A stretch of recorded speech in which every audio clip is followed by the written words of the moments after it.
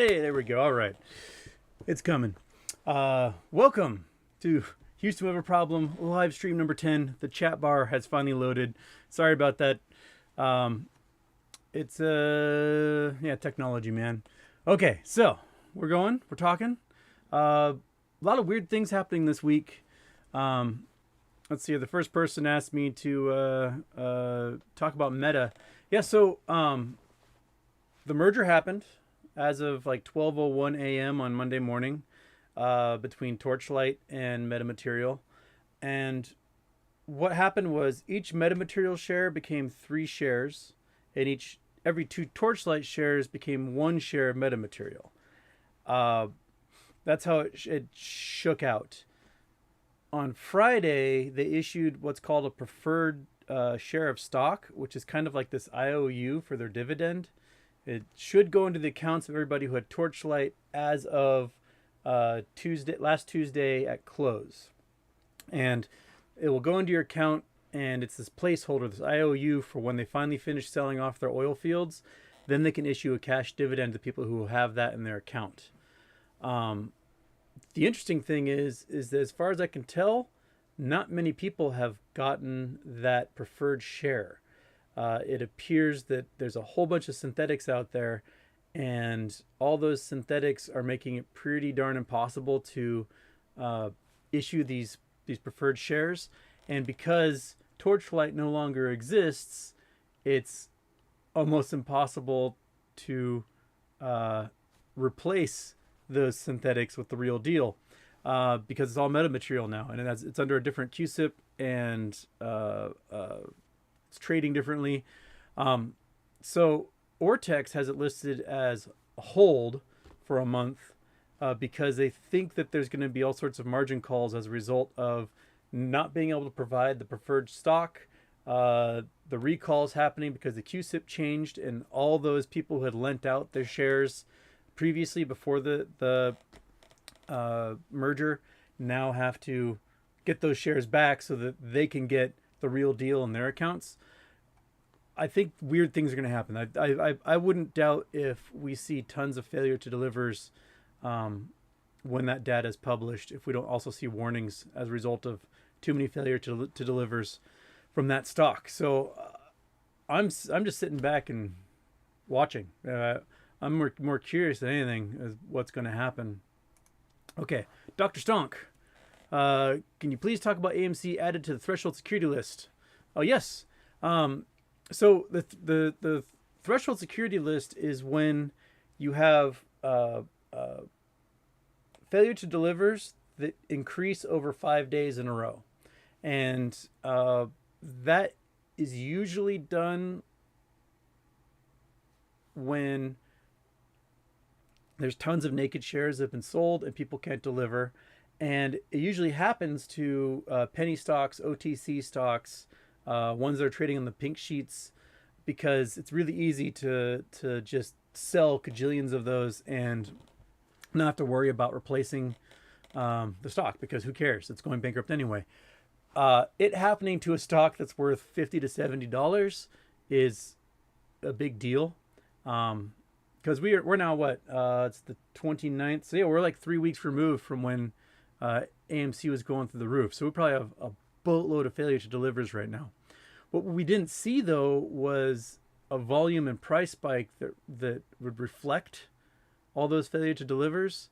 I don't know why. You would think that there would be a whole bunch of buy pressure from those hedge funds that did not deliver. So yeah, it's we have all these new rules, and no one really seems to be doing anything about it.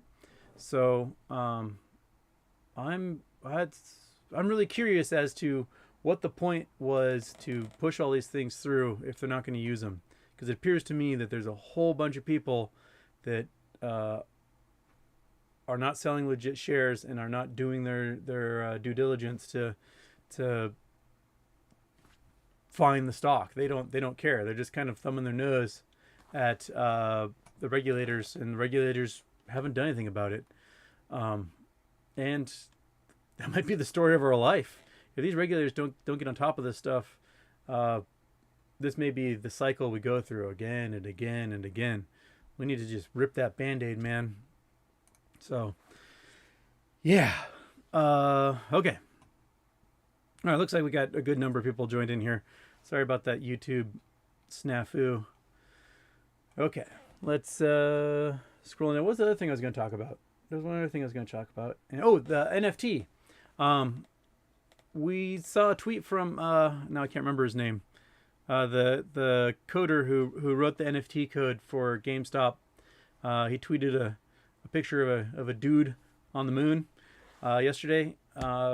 And someone else had found that the account for which that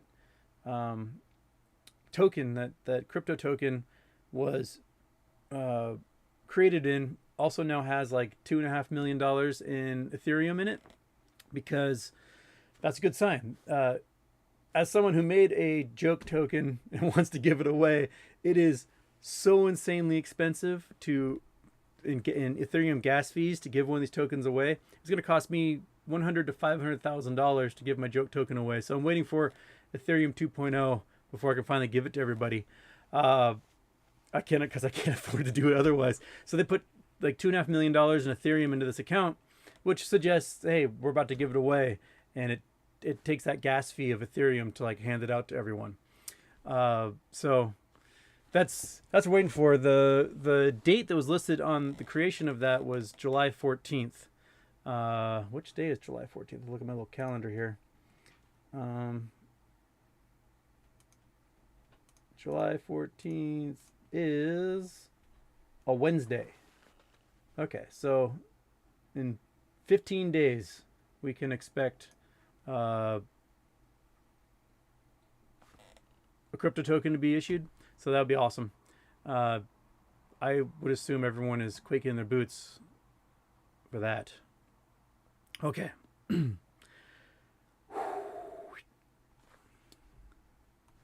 This is from Bzzz. Hey Houston, after the MOAS, we will get taxed only on what we take off our brokerage accounts, or can we take a portion of what we make off and keep the rest in stocks? Thanks for any info. Usually it has to do with the trades you make in a year and the profit you made off of that. So what you started with investing and what you ended up in the end, all those short-term trades before you sunk it on something else, those short-term trades, you'll get taxed on those. If you hold, I think it's for a year or more, the capital gains drop significantly. Just like if you are flipping houses, if you have the house for less than 2 years, you're gonna get taxed on the profits of flipping that house. But if you hold the house for 2 years or more, the capital gains reduce significantly. So, oh, someone wants me to move the mic closer. All right, hope that's fine. I'm never going to have the mic correct the first time around, I think. So, Alpine Computers, I hope that works. If not, I can crank the sound again and blow your eardrums out. Okay. Dondrell TV, Wade, you are high as fuck. No, it's just really, really hot in my house right now. So, it's, yeah, like yesterday it was brutal. I was going to try and do a show, but it was like 130 degrees inside my house. That wasn't going to happen. So I was just cowering in my mother's basement condo where the temperature never gets above 60 degrees because they want to kill my dog here. Yeah, it's been really gnarly here in the Northwest. We're not used to these temperatures and no one has air conditioning. So, yeah, man. Whew.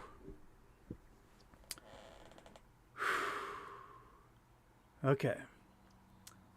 That shirt needs a Primo Beer logo. I have, you know what? Okay, who wrote that one? That was, Pele Hawaiian.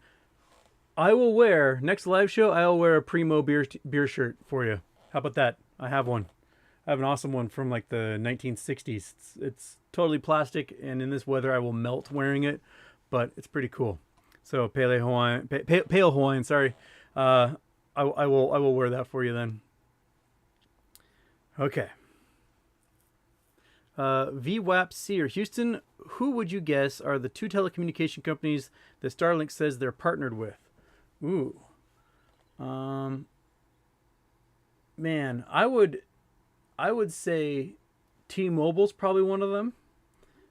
Simply because they really think outside the box as far as the telecom companies go.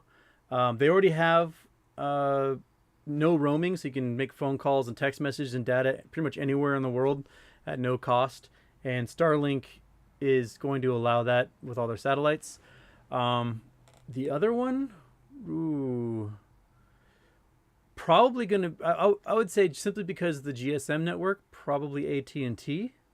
So if it's T-Mobile, AT&T, those are the two GSMs. Whereas Verizon's on a completely messed up CDMA network, um, and it can't be used anywhere else in the world except for North America. Whereas the GSMs can be used everywhere. So I would guess that those would be the two if they partnered with anyone. And Starlink's going to dominate. They're going to dominate the telecommunications market. SoftBank is launching a bunch of similar satellites, so they'll have a similar global network. But of those groups, if you aren't part of Starlink or SoftBank after the network goes live, your company will cease to exist anymore. Because why be signed up with Verizon and you're stuck tethered to cell phone towers on the earth when you could partner with Starlink and be in the middle of Pacific, Sahara Desert, Antarctica, North Pole, and get full bars and full like gigabit data for $30 a month or whatever it's going to be.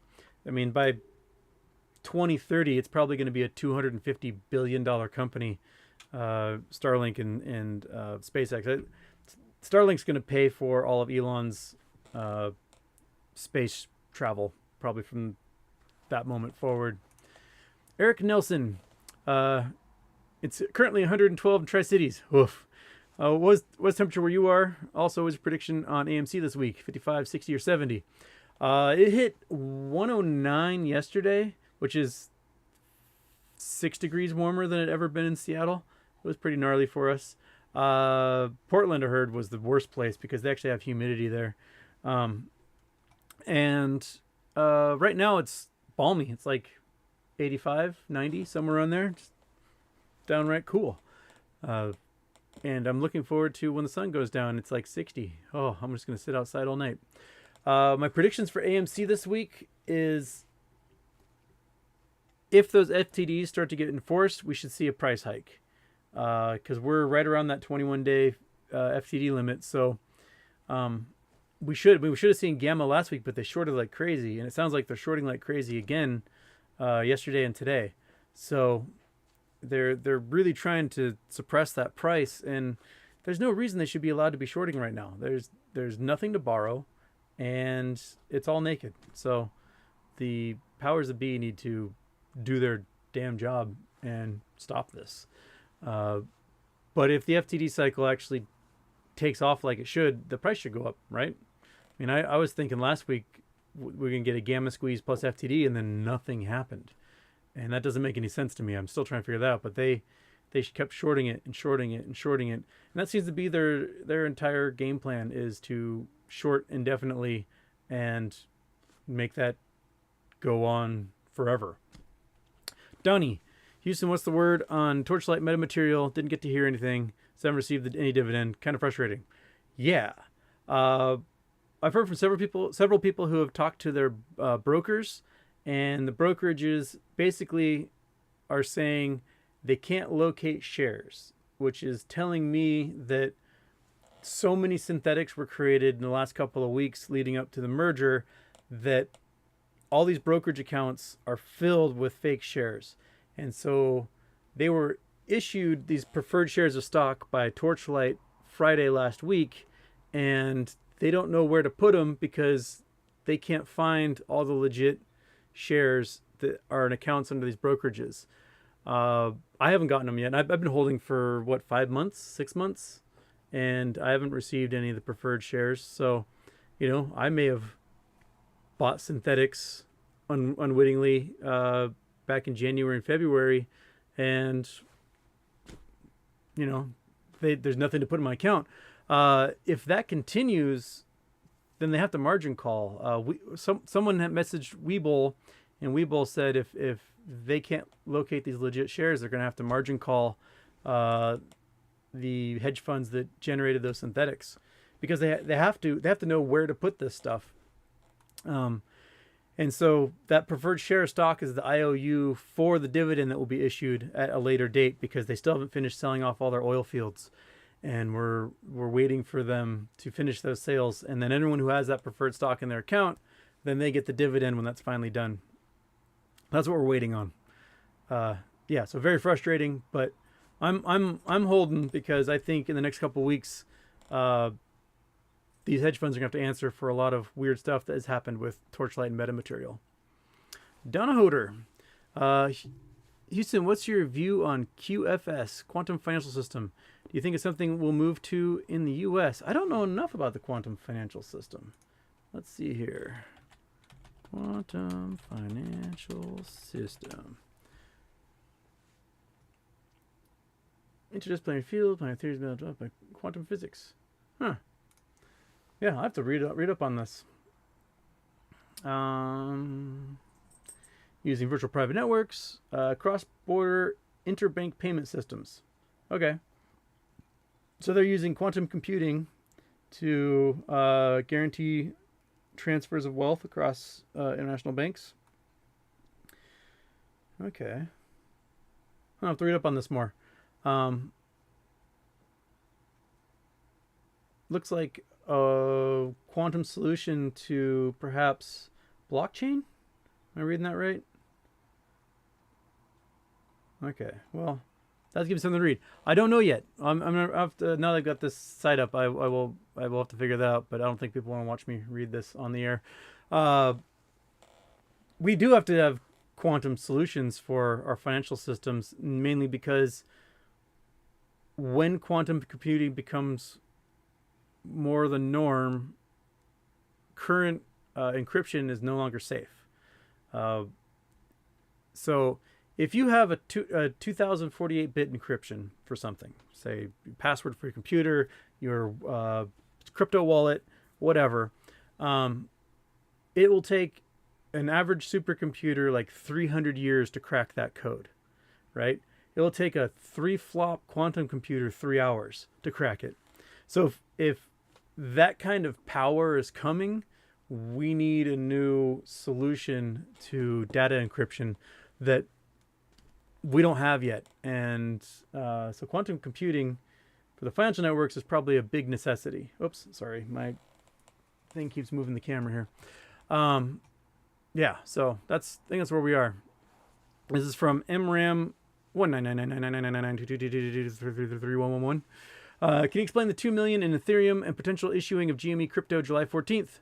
MOAS confirmed. Your national treasure. Oh, thank you. Yeah. So the Ethereum is being moved into that account because it takes what's called gas fees to transfer anything out of a wallet, and it's ridiculously expensive right now to move just one of my Problemo coins I created to give them to somebody else. Costs like $20. And the coin's not worth anything. It's worthless. It's not an exchange. It's just a joke that I created. And I can't afford to give one coin to people for $20. So GME has moved millions of dollars of Ethereum into their account, because if they're going to be able to issue these crypto dividends to everybody, they have to be able to pay that gas fee that it costs to do it, which is why Ethereum is kind of a silly network at the moment until they get it fixed and move to Ethereum 2.0.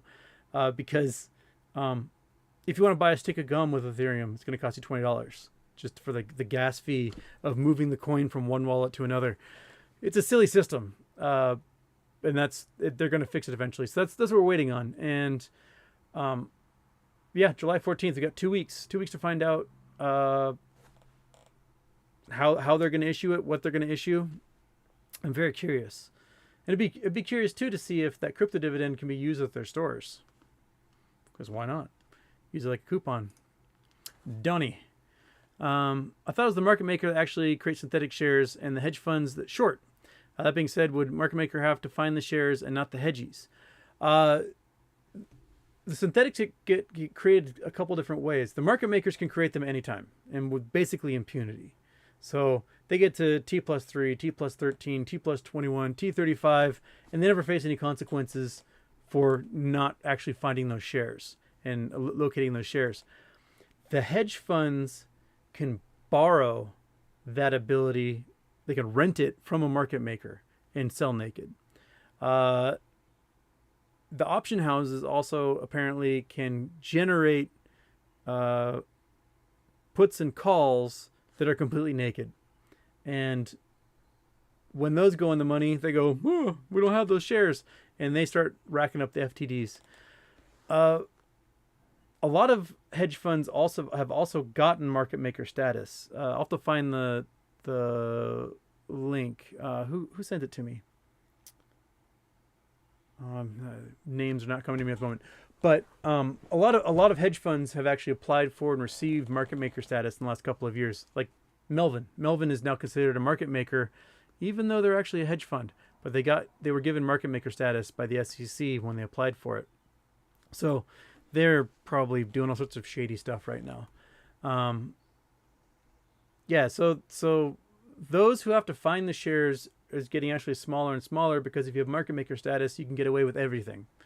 You basically never, face the music. And that's something that I think the SEC is going to have to drastically change. And I think the easiest way to change that is making naked short selling illegal across the board. You shouldn't be allowed to sell counterfeit anything for any reason. I don't care about liquidity. I don't care about anything else.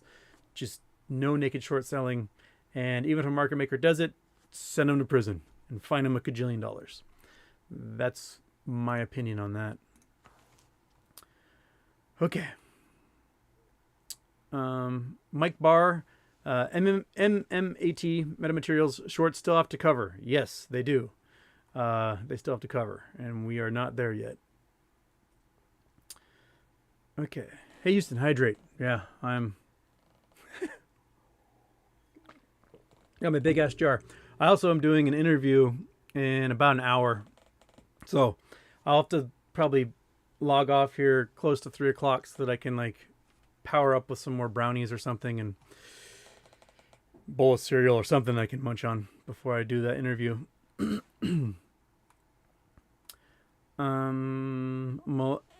Melisande A. I had an odd number of Torch shares on a few different brokers that have disappeared after the merger. No cash out, no fractional shares. I'm not concerned over a few shares, just curious. That's interesting.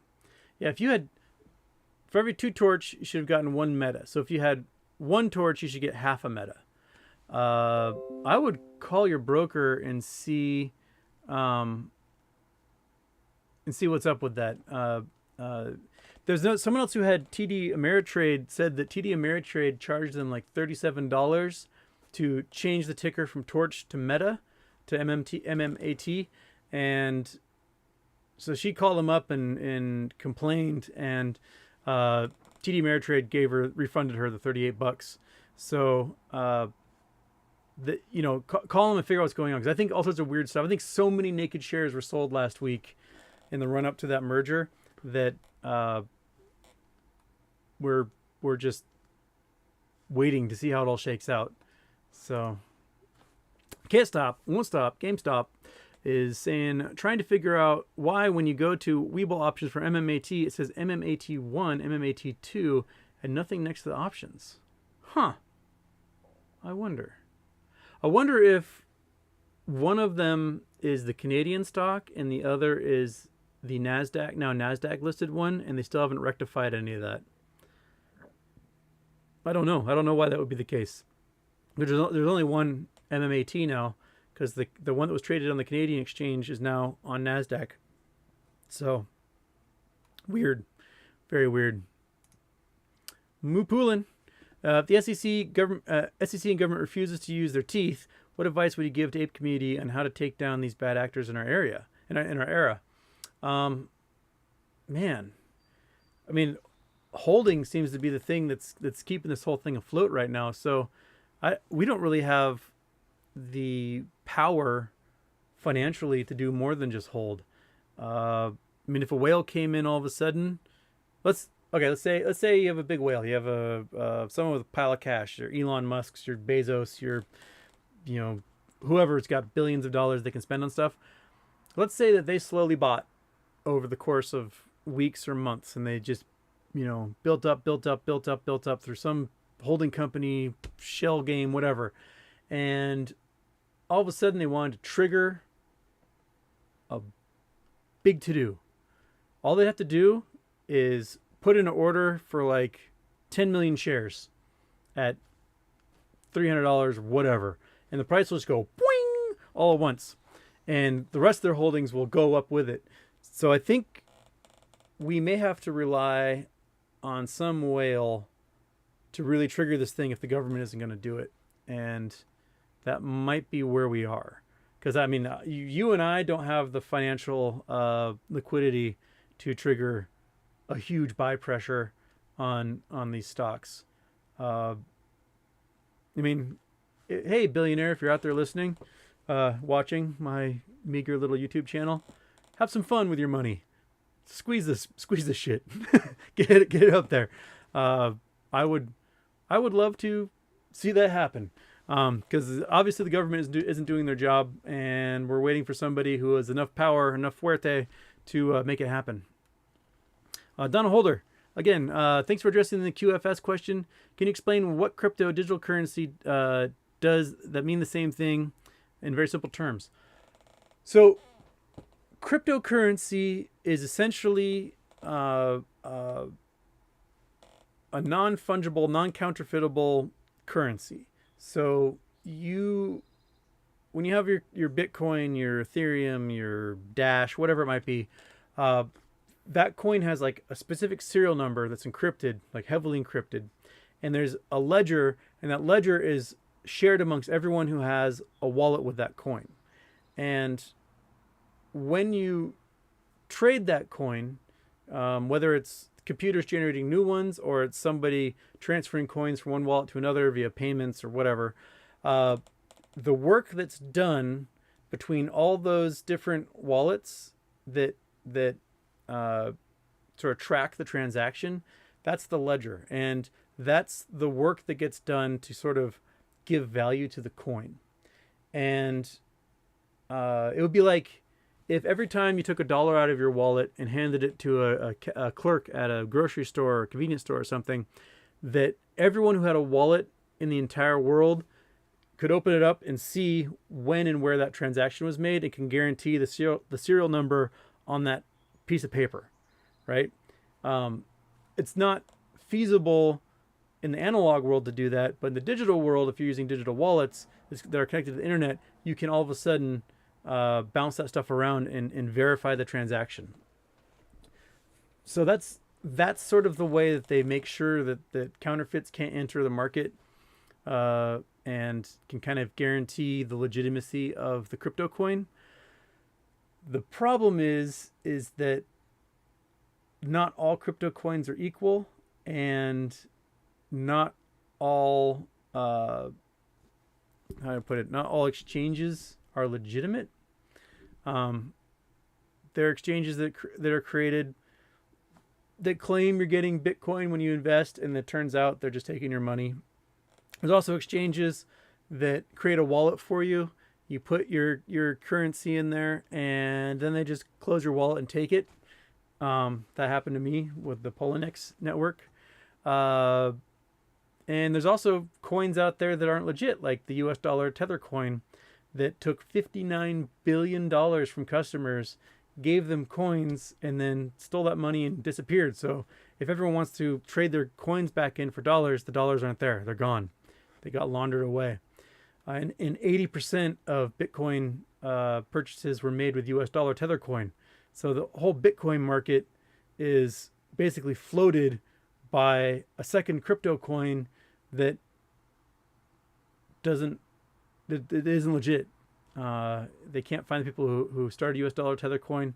It's a shell company that was formed in the British Virgin Islands, and they have 3 cents of every dollar left in their bank accounts. Everything else is gone. Joseph McDonald, hope this helps with your next truck. Down here in Australia, we love our Land Cruisers. Have you considered a troop carrier? I have actually considered a troop carrier because for a few $1,000 you can buy with was the medium duty light tactical vehicles off of like government auction websites for a few $1,000, and the gas mileage isn't great. They can only top out about 60 miles an hour, but they can climb over everything. You can adjust the inflation of the tires from within the cab, so you can raise and lower the air pressure. And they're pretty badass, and they got these bulletproof diesel cat engines in them. I have thought about it. Whether I'll do it or not, I don't know. It is pretty hard to find people to work on them, though, which is kind of weird for a truck that's been standardized for like 30 years for the military. I've read about people who have them, and other than the work that has to be done on them, they're pretty happy with them. So yeah, troop carrier would be pretty badass. Plus they got the built-in snorkels and all that stuff. Hopefully I can find one with air conditioning, because all I can think about right now is air conditioning. But thank you, Joseph. Okay.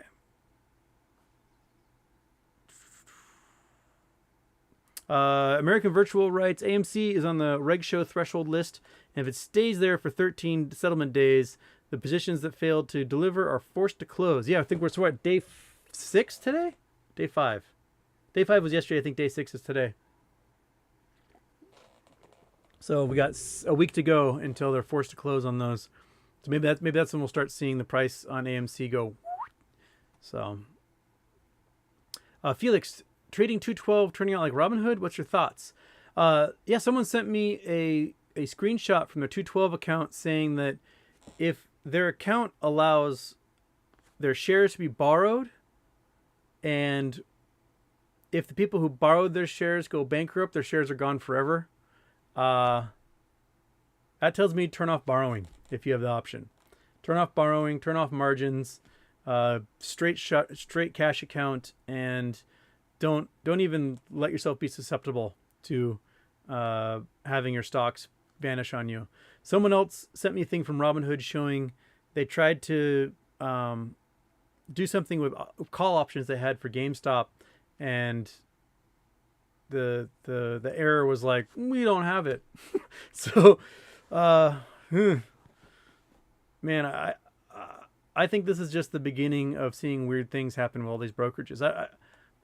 Some of the brokerages may be ready for the MOAS. It sounds like others have not done their work, haven't done their duty, and to prepare themselves for the weirdness that's going to be the MOAS. And we're kind of seeing the little outlier events that predicate, something bigger. It's like the foreshocks to a big earthquake. There's a whole bunch of little earthquakes happening here. I wonder if something big's going to happen. And we might be in that stage now. Okay. That jiu-jitsu guy, Jamie from Trade Spotting, mentioned today that he would be interested in doing your show or vice versa.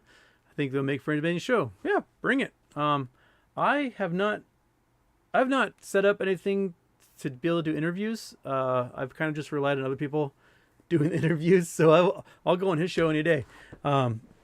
So yeah, if he wants to send me a message, I'll do it.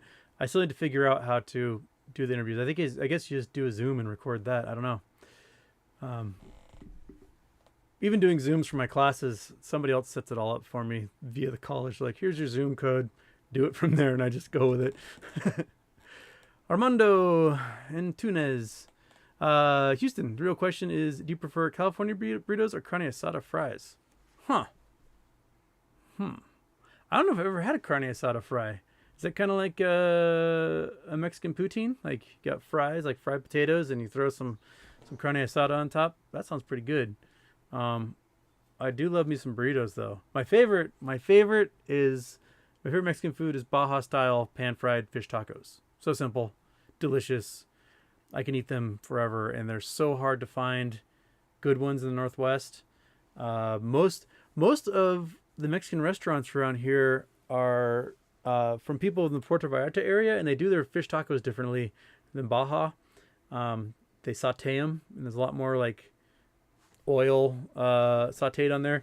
I like the nice, like, crispy pan fried fish tacos. So Armando, that's what I prefer. But if it's down to a burrito, I'll try carne asada fries. I haven't actually had those yet, but we have a good burrito place here that makes me an awesome. What do they call it? The con todo.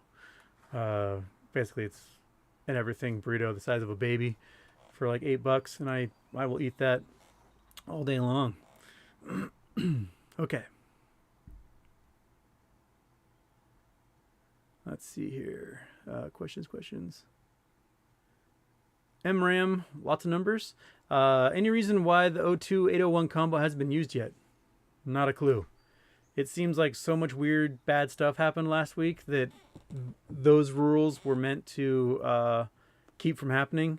That we're kind of in this weird limbo where, like, hey, all that stuff that happened last week, this rule is supposed to stop that, and you didn't do anything. So, yeah, that's where we are. We need these rules to be enforced, and I don't know.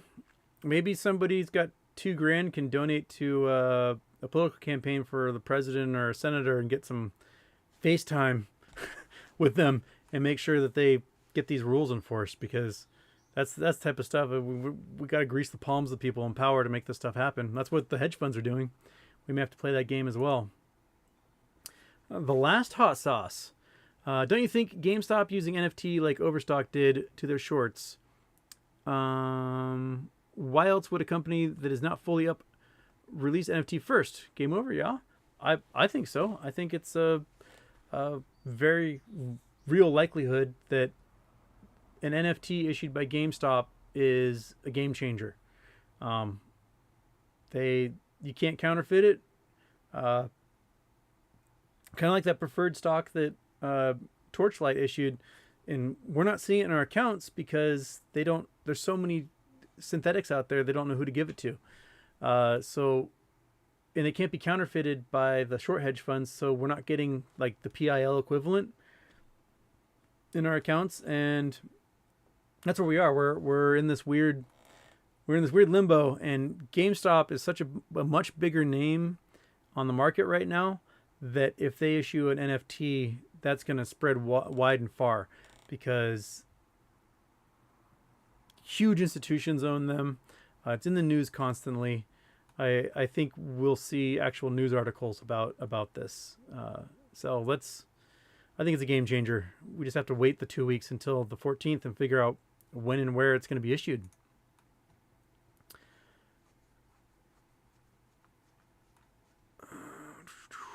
Merrick Sanders, curious, any thoughts on MRIN or BSQR running so hard?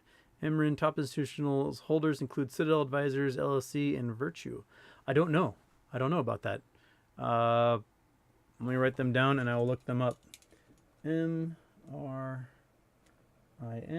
and BSQR. All right, I'm going to look those up after my shows today and see what we got. Okay.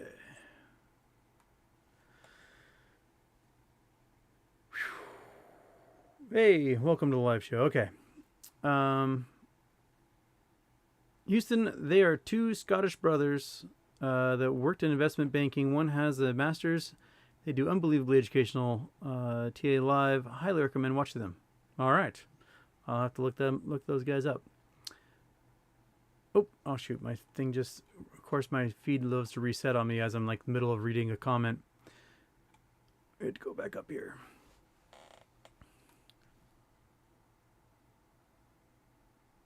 Expert POG is too long to explain here, but look up what happens to options when there's a split. You end up with double the options chain sometimes.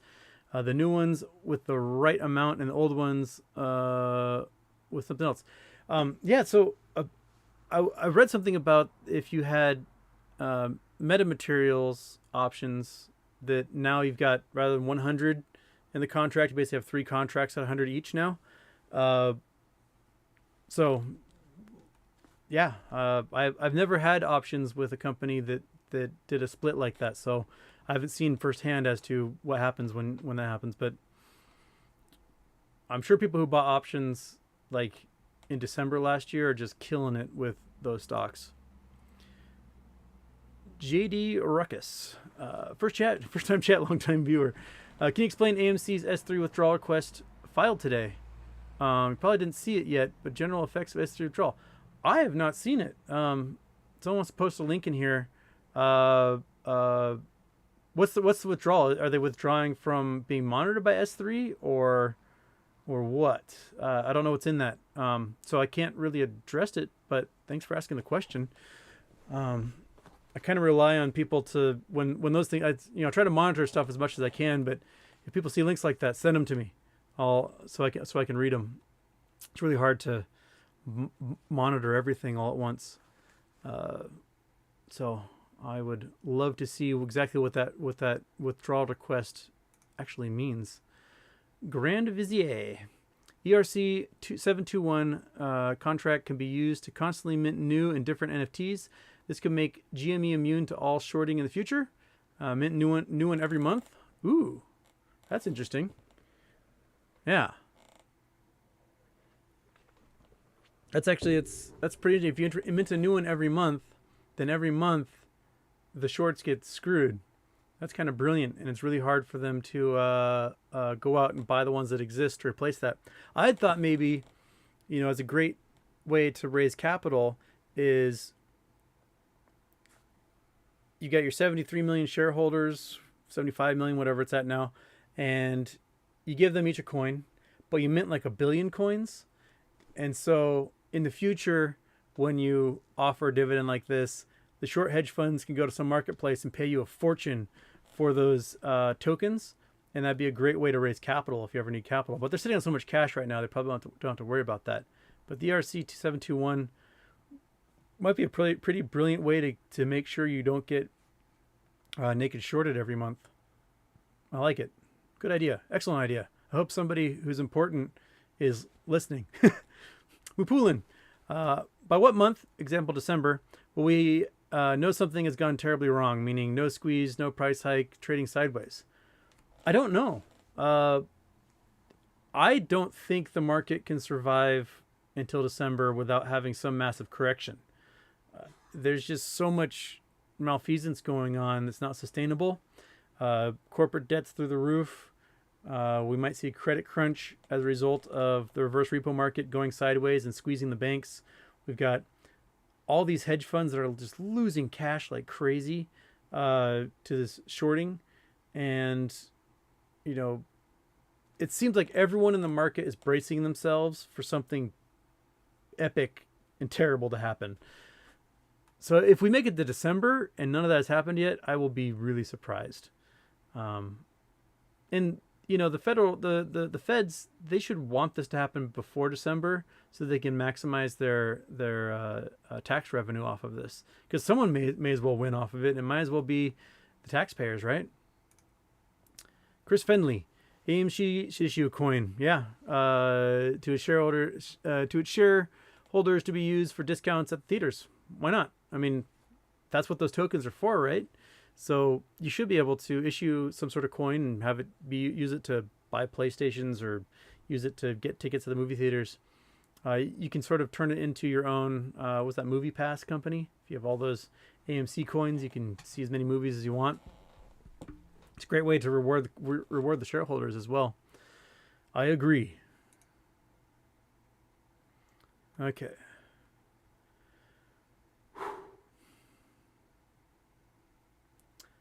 Tabitha Timbuktu.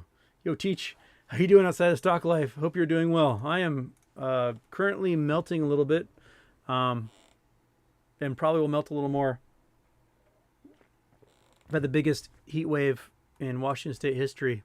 And it's only 40% of buildings in Washington State have air conditioning. Pretty much no one's homes. So it's very warm. That and licking my wounds for my ill-fated treasure hunt. Although I started last night writing the outline of a Kickstarter to do Treasure Hunt 2.0, which, who knows if you guys will donate it to it or anyone else, but I think it'd be fun. The idea is whatever's donated to the Kickstarter, I put into a duffel bag and hide somewhere in the U.S. So it's kind of like a clue-filled lottery. I mean, if you folks think it's cool, I'll totally do it. Because I'm tapped out until this thing moasses. I don't have any cash to put towards a fun treasure hunt like that, and I kind of want to make it, somewhat substantial because that makes it more fun. It's like a giant roulette wheel if you think about it that way. Everyone puts their number down the roulette wheel and someone's going to win. So, I don't know. Maybe everyone will get t-shirts that say like, I donated to Houston's booty and all I got was this t-shirt. That could be everyone's Kickstarter prize. So that's what my brain's working on at the moment, is trying to figure that out and get that done. Joseph Kubicki. Why can't brokerages just fail to deliver the GME NFT? Because so the way the one way the market makers can't get away with it is if you borrow stock or if you generate naked shares. So you generate these synthetics and sell them, basically. You are still required by law to provide any and all dividends. So traditionally, if GameStop were to issue like $1 dividend, right, to everybody, the generator of those synthetic shares, technically the borrowers, they would have to reach into their pockets and pull out $1 for every single solitary one of those shares. It's called a payment in lieu, a PIL. And if they fail to pay that dividend, automatically the share gets recalled, and they essentially get margin called on the spot if they fail to deliver that. So if they fail to deliver on the crypto coin that goes out, and they don't provide the crypto coin for every single one of those synthetic shares, then they automatically get margin called across the board. And that is the genius behind issuing the NFT for that. That's what Overstock did, and basically stopped the naked shorting of Overstock as a result. So that's the one way the market makers can't get away with that, is that if they don't provide that NFT, the brokerages are forced to margin call the issuers of those synthetics, and that's what we're waiting on. That's, if the federal government isn't going to do their jobs, then the companies that have been shorted like crazy are going to have to figure out a way around this, and that's what they're doing. That's, it costs $200 to generate that coin, and it costs probably millions to issue them, but yeah, so that's where we are. We're just waiting on how that all shakes out, because with Torchlight there might be mandatory margin calls because they can't counterfeit the preferred shares that go in place of all those shares for the dividend. And if they can't provide those preferred shares, they should get margin called by the brokerages that have all those synthetics in their client accounts. Phew, goodness gracious. It is warm in here. Having this computer running, I think, is like the worst thing. If I could put the computer in another room, that might be more preferable. Okay. Simon Martin, Houston, I have a follow-up on Livecast 9. I'm a general contractor for Vancouver, Canada, and we are now almost out of 5/8 drywall insulation and other goods. Soon we will not be able to build. That sounds like it's happening in a lot of places right now. Is that these oh, my camera keeps moving on me here. Is that we're just running out of these materials, and the tariffs between the U.S. and Canada that Trump put in place are really affecting, like, what gets made in the U.S. can't go to Canada, what gets made in Canada can't come to the U.S. So we've got all these like crazy shortages of all sorts of building materials as a result, when we're essentially like a common market economy generally. Like, this stuff should be able to flow back and forth across the border to help everyone. And I don't know why the Biden administration hasn't gotten rid of all those tariffs yet. Okay.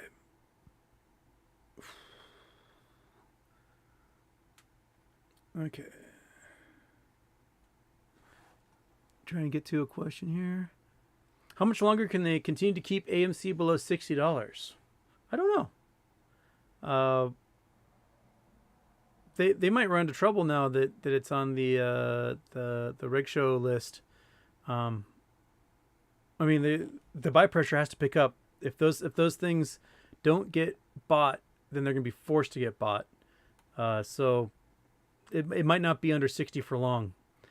if they don't start covering. And even if they start covering, the buy pressure should go up. So yeah. So I think we will see the buy pressure increase and the price of AMC go up as a result. Okay, thank you. Yes, someone else asking about the rebalancing. Yeah, we didn't see much buy pressure on GameStop as a result of the rebalancing, which is weird. Do you think all those other ETFs would be adding it to their indexes? But I don't know. It's been a really weird week and a half when all the fundamentals we see aren't actually happening that way, because they're just short attacking again. Short attack, short attack, short attack. And over and over and over. I mean, our one thing we can do is sit and hold. Their one thing they can do is short attack and short attack and short attack and short attack, and basically do that forever and ever and ever. And we just have to hold forever and ever and ever and buy on the dip. So someone's gonna cave eventually. Hopefully it's not us getting bored with holding.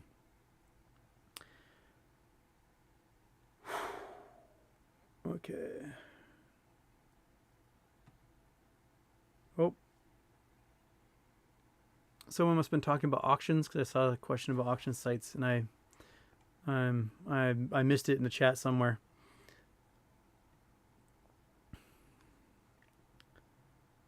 Okay.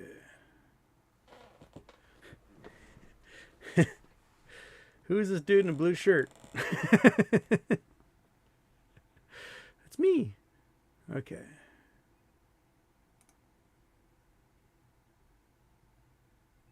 All right, questions. Hey, Houston, do you think the market is fraudulently up? Crypto, banks, Fed, mortgage securities are down. Before it crashed, the market was up, and media was saying the market is great.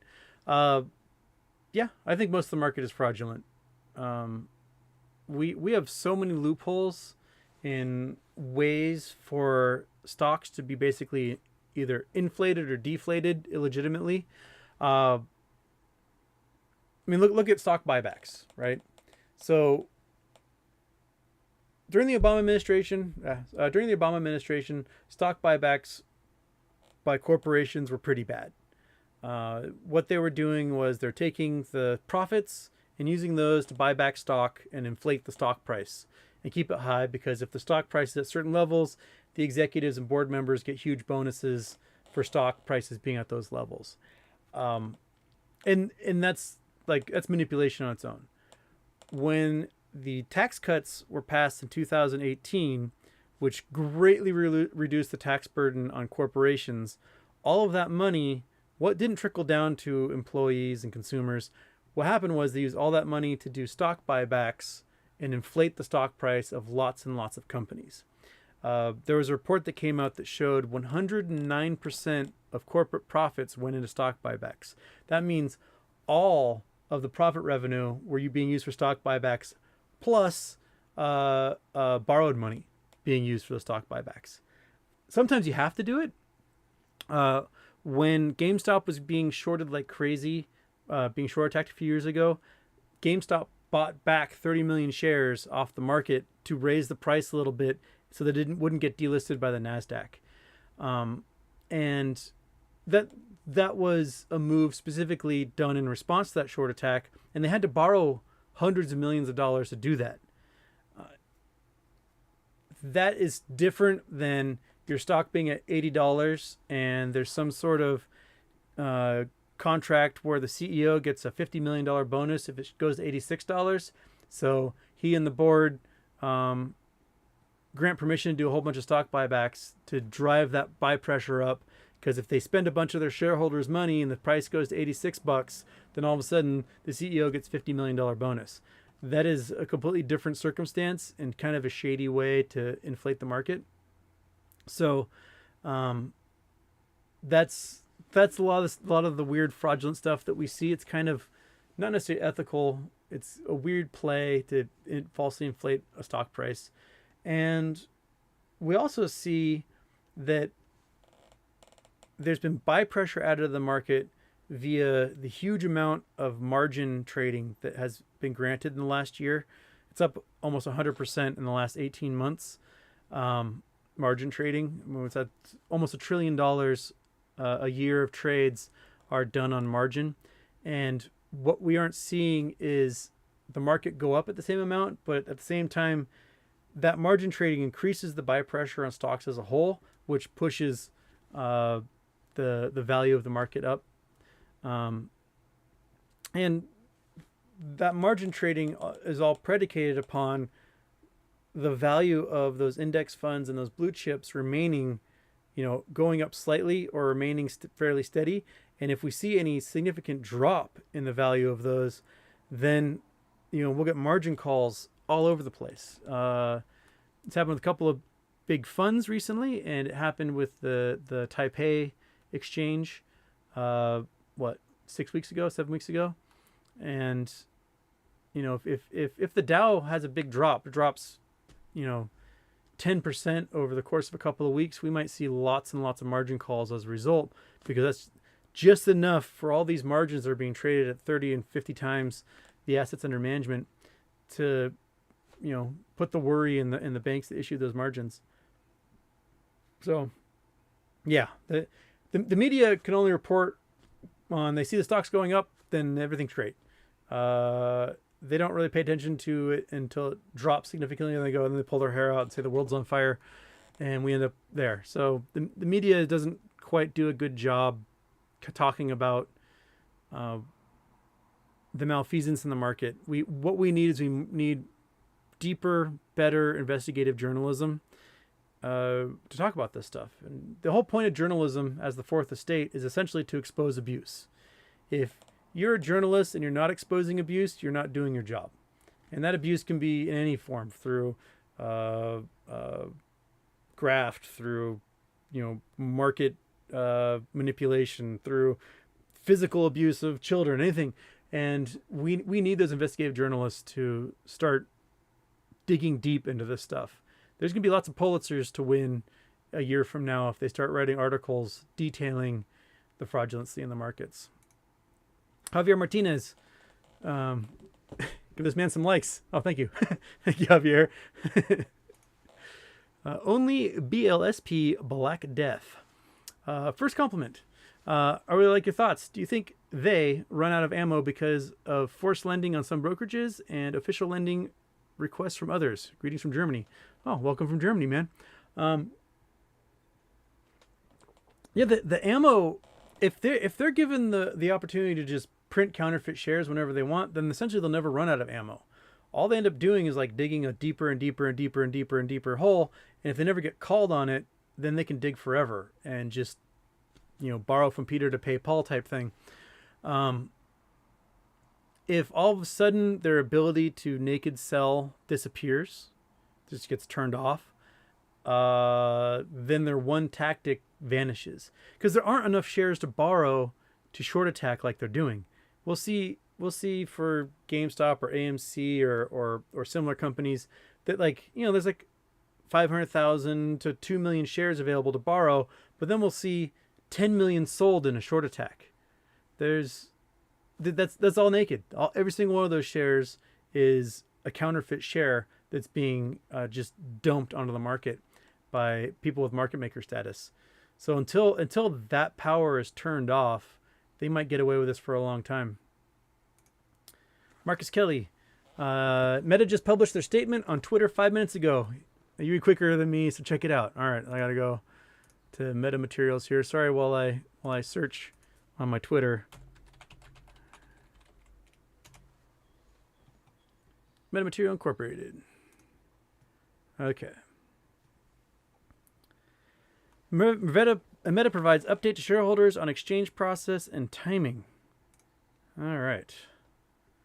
How do I have no idea how to share a screen on this. I'm sorry. So if you go to Meta Materials Twitter, you can get a link to this. Preferred dividend was distributed by Torchlight agents on 25th. Shareholders record as of 24th. Depository Trust Corporation informed Meta that formal allocation of these shares to individual accounts should occur about Wednesday the 30th. Okay, so they're saying that they should have organized this enough by tomorrow to start putting those preferred shares in people's accounts. So it must mean they've been tracking down who has what. Okay.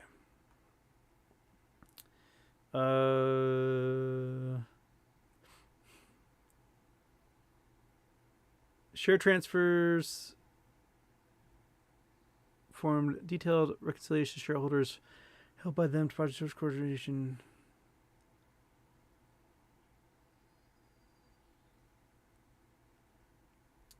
So it sounds like by July 2nd, everyone should have the shares they should have in their account as being NASDAQ traded shares, as MMAT.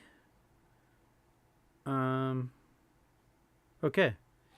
So if the 30th is when everyone's supposed to get the preferred shares in their stock, then that's hopefully when we see it. All right, cool. I'll try to read that deeper and not necessarily be you watching my eyes go back and forth while I read with my mouth gaping open. Yeah. Zenith Ember. What do you think about GME FTDs piling up to the point it's put in threshold list? After a few days, the shares are forced to be delivered. Kick the can or brought new rules? Yeah, I wouldn't doubt if we see GME put on that threshold list along with AMC in the coming days. It looked like they're being shorted like crazy as of late, and I'm not sure how much ETFs are left that they can short that way. I mean, they already shorted the Russell 2000 to like 400% prior to this rebalancing. So, I would doubt that I wouldn't doubt that we see GME put on that list as well, and we see another price action as a result. Oh shoot, someone's just disappeared. Kuzma, hi from the UK. I stupidly agreed lending my shares today on 212. What are my best options now? What might happen to my shares in case of defaults? I would go in there and click don't lend my shares and let them sort that out from this point forward. Yeah, try your best not to lend your shares out anymore. That's because 212 announced today that if your shares are lent out to people who go bankrupt, you may never get your shares back, which, I mean, I'm not sure what insurance policies there are for UK brokerage accounts, but that seems completely backwards. Like, what's the benefit of lending your shares out if they can just basically be stolen from you by a bankrupting company? Okay. Someone put in a super chat there, and I totally missed it. Oh, here we go. Jay Cabrera. Do you think my S&P 500 holdings will get slammed during MOAS? Yes, I think they will. I think all the main index funds, all the blue chips will get probably dumped on the market if they don't have a bidder to buy up those assets.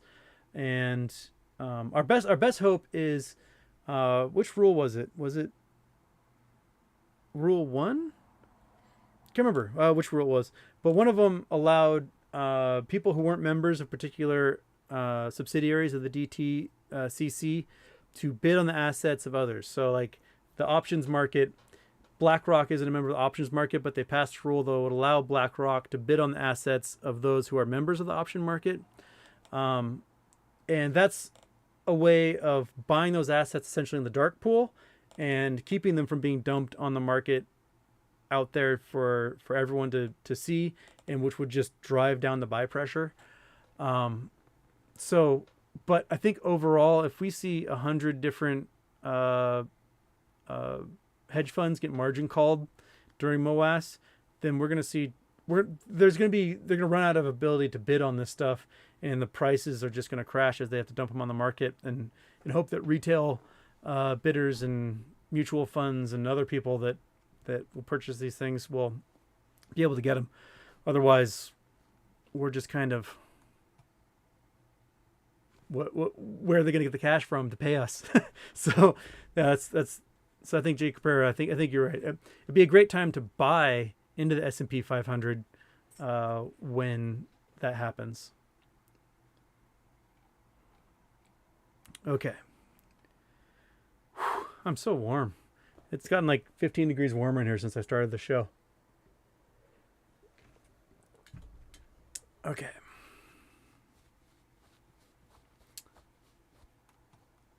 What do you make of the very low volume on GME today? Yeah, that's weird. It always weirds me out when all of a sudden GameStop's volume is like 4 million shares. Uh, it's weird because it's all of a sudden it's like just the retail trading going on and there's no institutional involvement. And then for some reason, the price, they managed to make it so the price kind of lowers with that very low volume. It happened a whole bunch in April.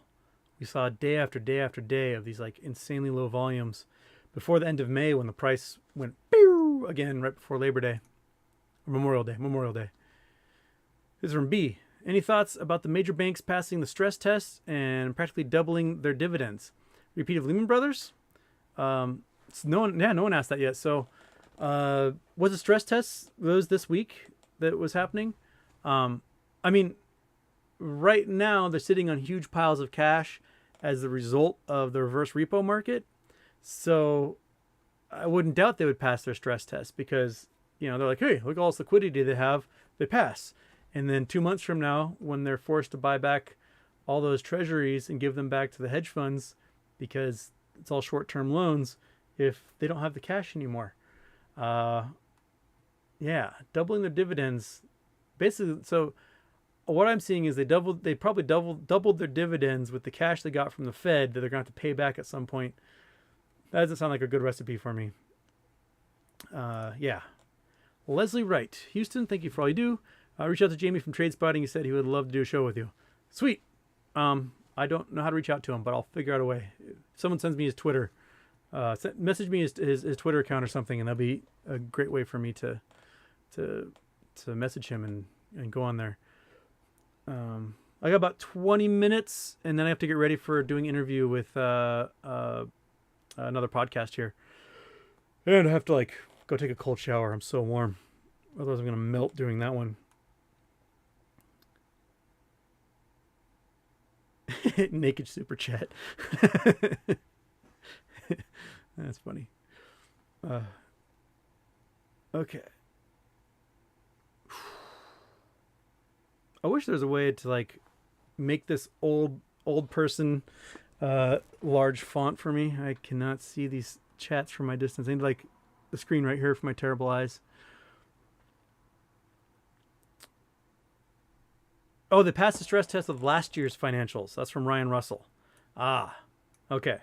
So they're looking at last year's financials for this year's stress test. Interesting. So last year when they just basically got dumped cash by the government, they're doing just fine. Cool. Mupulin, do you still believe in the $20 dividend? What's your current speculation based on what you read? I never was able to confirm the $20 dividend. I don't think it will be that big. I think what Metamaterials and Torchlight have done is their trap, similar to issuing an NFT, a crypto dividend, is this preferred share of stock that would go into everyone's account tomorrow. And I think that's their way of sticking it to the hedge funds that's been shorting them like crazy, is because that preferred share of stock can't be counterfeited. And if the short hedge funds can't provide one for all the synthetics that they generated, that they're going to get margin called on that. So, the $20 dividend may have just been some sort of fake announcement out there put by somebody through speculation. I do think it's going to be more significant than they had planned on a year ago when they were talking about doing this merger, simply because oil prices have gone through the roof. Therefore, the value of all their oil fields have since at least doubled in that time. So, we might see a couple of dollars. And if a billion shares of Torchlight have been shorted, right, and the dividend is $2, that's $2 billion in cash that the hedge funds will be responsible for. That's not insignificant.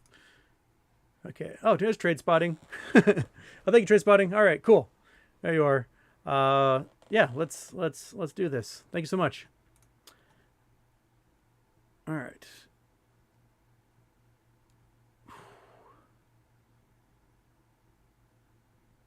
How bad is it to be trading on Revolut what are the limitations? I don't know about Revolut.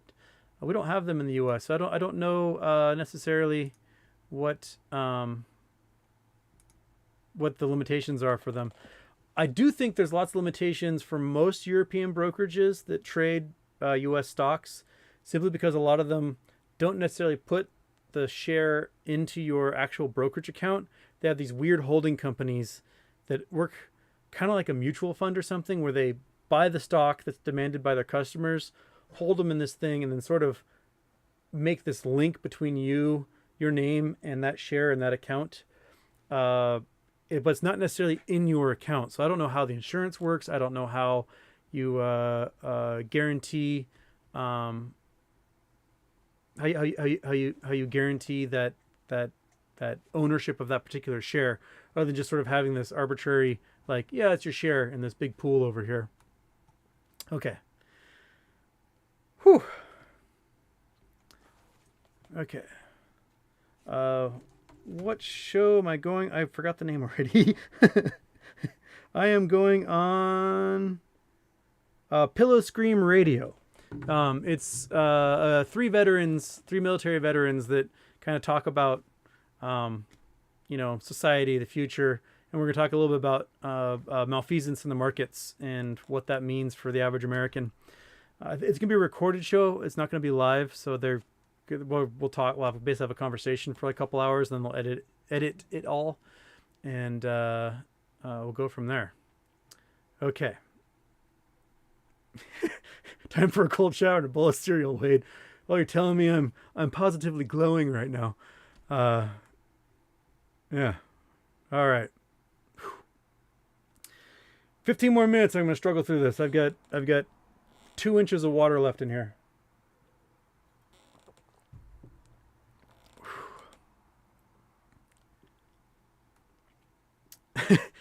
YouTube made me make a new account to donate. Okay. Thank you, Trade Spotting. Thank you, Jamie.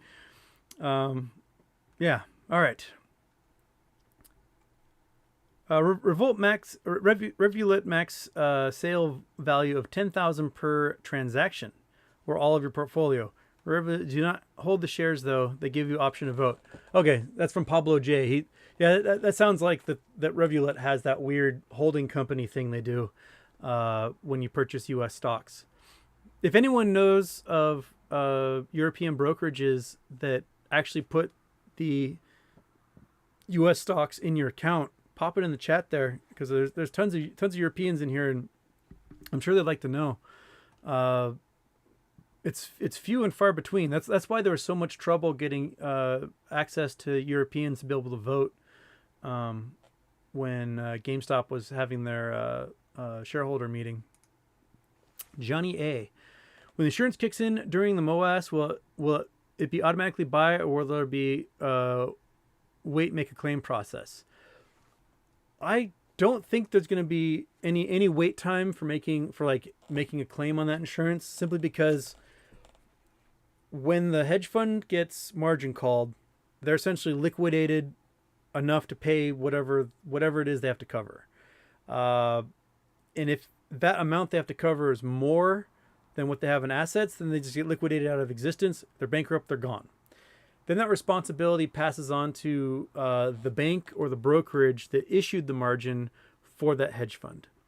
And as the case with Archegos back in February and March, they had margin with Credit Suisse, with JP Morgan, with Goldman Sachs, with Nomura, and probably other banks and brokerages. And those banks were out $30 billion in total. Just billions for Nomura, billions for Credit Suisse, billions for Goldman Sachs. And they had to pay that in cash to close those positions that Archegos have been trading in. And they had to issue a statement that was like, hey guys, we just lost a bunch of money, and their stock prices all dropped significantly as a result of that. So now just have to imagine that happening with, 30, 50, 100, 150 hedge funds that are all in the same boat when the MOAS happens. And we can kind of expect to see a whole bunch of cash just sucked out of these banks to cover those positions. And when those banks run out of money, that's when the Fed and the clearinghouse step in, because everyone knows that the Fed will bail out banks. They might not bail out all the banks, as we saw in 2008. They're willing to let some of them die. Wachovia, gone. Washington Mutual, gone. Lehman Brothers, gone. Bear Stearns, gone. And what they do is the ones they see as stronger, they let them buy at just a premium price the good assets of those banks that go under. And what ends up happening is they just sort of consolidate all those things into a steeper and steeper, pointier, tippy-top pyramid type thing. And then there's less consumer options for us out there because, the competition got killed off and we're closer to a banking monopoly than we ever were before. So that's kind of the rundown of that process. Houston Wade, it's not the real trade spotting. Okay. So, it's 750 pounds. That's nice. Okay.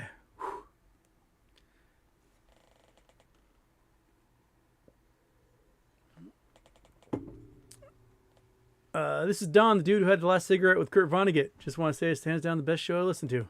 Oh, thank you, man. That's very kind. Whew.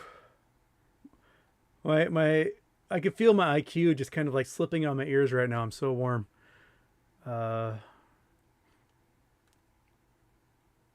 1,000 people watching me. Dang. Holy crap, there's over 1,000 people watching me. That's wild. I'm not used to that.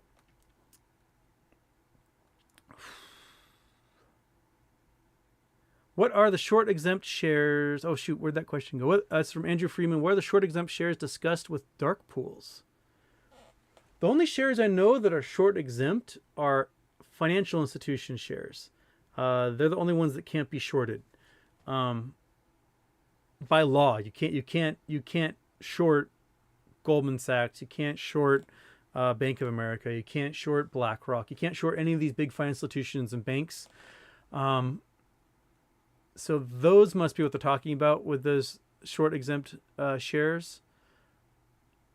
I'm going to have to look deeper into that, Andrew, and see what else they're talking about with that. Mupulin, no question, just truck fun love. Oh, thank you. How's truck coming along? Well, I'm waiting to hear back on the warranty claim. So, the warranty has to be by the 11th is when my warranty expires, and I got the claim in before then, so we have to just wait and see if we can get a stupid engine for my truck. Even then, it will probably take weeks for them to find an engine and to machine it and get it ready and send it to me. So, might be I might have to buy something in the meantime. So I've got several contracts, exploration contracts I have to do this summer, and my 1999 Oldsmobile Aurora is not going to do the trick on those dirt roads. Max Greenwell, I'm sending an email to both of you in Trade Spotting now. You guys can take it from there. Oh, thanks. Thank you, Max. All right, cool. Awesome. Okay. I would like to bring the fan in here, but I think it'll just like blow all over the microphone and you won't be able to hear me at that point. It'll just sound like I'm in a hurricane or something. All right. What kind of truck? It's a 2003 Mitsubishi Montero that I completely badassified. Lifted, 35-inch tires, custom front and back bumpers, front to back skid plates, rock slides, snorkel, deep cell dual battery setup, 13-gallon fresh water tank, full kitchen and refrigerator in the back. It's pretty awesome. Just the engine keeps exploding on me and leaving me stranded in places every 2 years. I bought it because everyone said the engine was bulletproof, and it's not. Everyone else in like the Mitsubishi forums are like, I'm at 500,000 miles and all I've ever done is change the oil. And I'm like, I made it 30 miles and the engine threw a rod. Lame. Okay. Fan can bring on MOAS.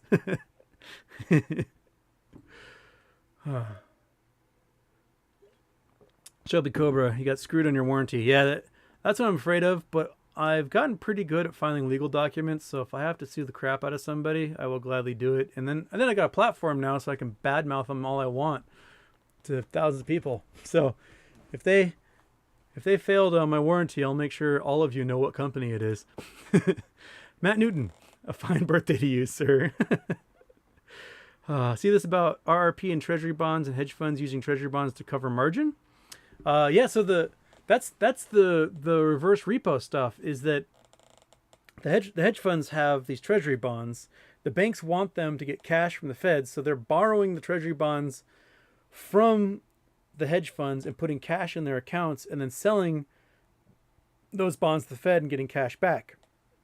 So right now, the hedge funds look like they've got a pile of cash on their hands. Plus, they can still count those treasury bonds as assets under management, even though they've been sold off by the banks.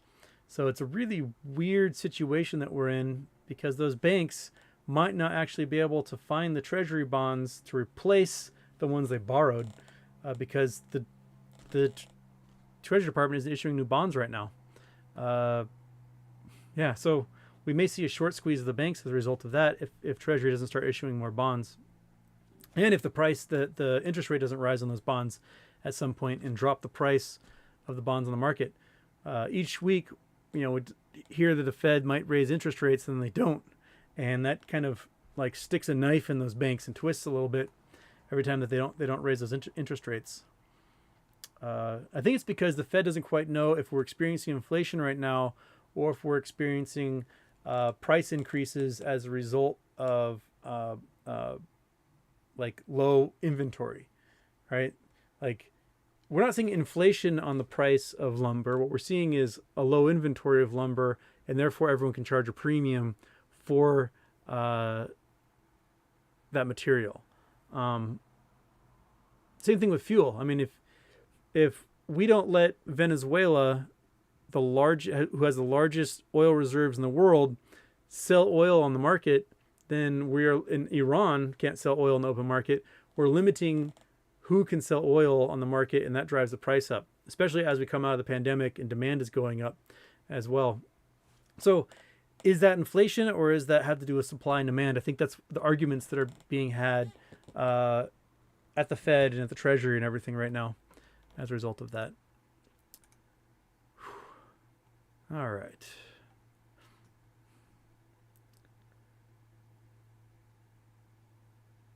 The other guy, do you see a drop crash in the market? If so, is it worth investing in gold? I mean, when we have big drops in the market, gold prices go through the roof because it's seen as a stable investment during those times. And we saw gold drop quite a bit in the last couple of weeks. I think that was as different hedge funds were selling off that asset to generate cash. So I invested in gold. I buy scrap metal and I turn it into gold, and that's my investment in it. I buy scrap electronics and old jewelry and stuff like that. Clayton Gross, you got a good mic.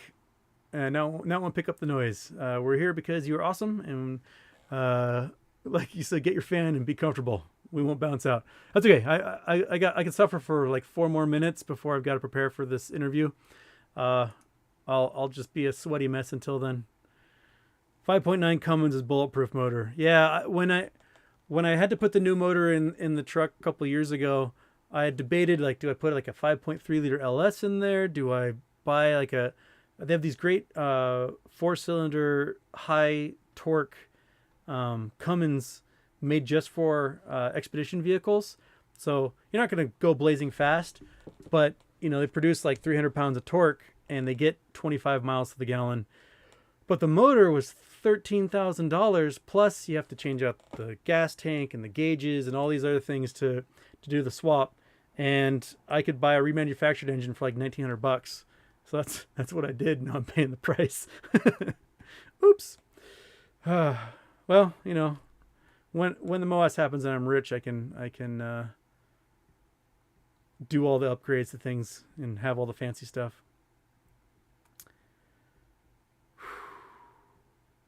Yeah, I'm kind of leaning towards getting like a If I can buy a short wheelbase 1990s like Ford E-Series based camper, that'd be awesome. RV, because for $5,000 I can lift and 4-wheel drive it, and all I have to do is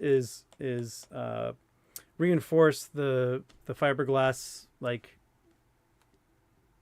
shell for the camper, because it'd be really nice to like drive all day, pull over, and just go to bed rather than have to like climb into a little space inside my truck and have an air conditioner and all those luxuries that I've never had before. So that's, yeah. T Young, how'd your booty get found so quick? My clue apparently was way too easy for somebody who reads a lot about ghost towns. And a very, very, very smart gentleman from Mississippi was like, I think I know where that is. Bought a plane ticket, flew to Vegas, rented a car, drove out, and found the booty in less than 48 hours. So lame, man. So lame. Okay. Forever ever. Check your Twitter. I got for you. Okay. I'll check my Twitter. I got like a half an hour recess before I go live with, or start talking to Scream Pillow Radio. I'm sure it's beautiful today. Thank you. This is a classic. This is like a 1960s cotton knit shirt, and it's also pretty heavy. It's probably a terrible idea for how warm this room is right now. Okay, it's 3 o'clock. I got to get running, everybody. Thank you so much. Let's see here. Maybe Thursday I can do another live show. That sounds right. Maybe Thursday or Friday. Maybe both. I can do another live show for everybody. So let's see y'all then. If not, check out my Twitter. Sometimes I got great poop jokes. All right. Thanks everybody. Have a great night, and I'll connect with you all later, and I'll connect with a trade spotting, and hopefully we can get that hammered out. All right. Good night, everyone.